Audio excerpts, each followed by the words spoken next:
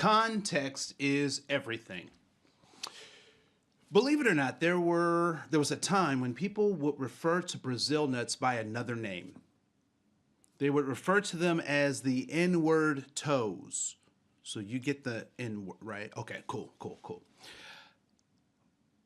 I find that interesting because in my family system, we never called them the N-word toes. We called them Brazil nuts. And after doing my research, I realized that they're more of a seed than they are a nut. But for those of you who don't know what I'm talking about, Brazil nuts usually come around the holiday times, particularly in Western countries, right? So they're this 2-inch nut or inch and a half nut that is shaped like a wedge of an orange wedge, and is mahogany on the outside, very dark on the outside.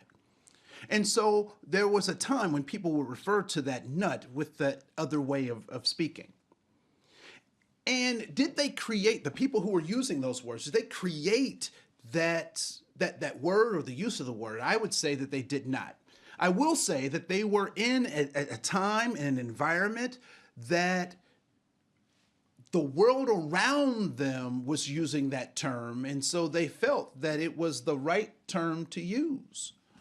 However, if people wanted to use that term to describe those nuts today, how would we respond to them? What would we say to them about using the N-word as a part of their everyday vernacular? We would say that that is not the right thing to do, that politically correct, you shouldn't say those things, or you know, is there another way to describe those without using that word? We would be embarrassed. And why is that? Because the context has changed. So context is everything. Context is everything. So what we know about human behavior is that people are always striving, and they're striving for three things. They're looking for safety, significance, and belonging. And when you get a group of people, that group is also looking for safety, significance, and belonging. But they have to contend with something that is oftentimes unchangeable, or in some ways, they look to manage this thing called context. And context is the geographic region, the kind of political or educational environment that we've grown up in, and it is also the time frame in which we've grown up. And so when we recognize that human beings are always dealing with this context, and what do we know about context? Time is always changing. Geographic regions adjust, and people move from different places, and that governments move at the whims of the people. So context is constantly changing.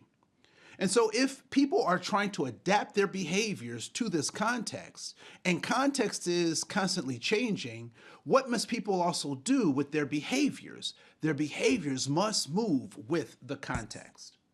And so when we talk about this idea of context being everything, what we recognize is that cultural shifts are actually responses to a variation in the context.